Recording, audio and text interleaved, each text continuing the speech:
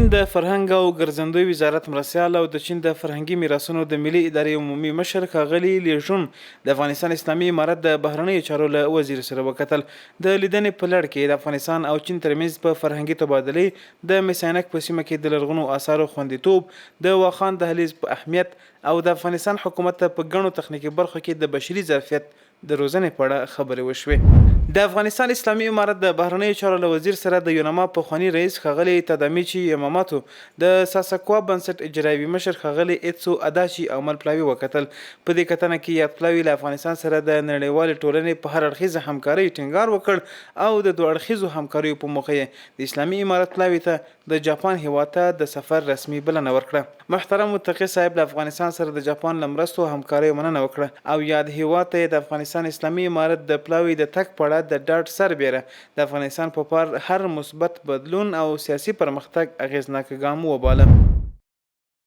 د ایران د اسلامي جمهوریت د بلنې له مخې د افغانستان اسلامي امارت د رئیس الوزرا سیاسي مرستیال ښاغلي مولوي عبدالکبیر په مشرۍ لوړ رتبه پلاوي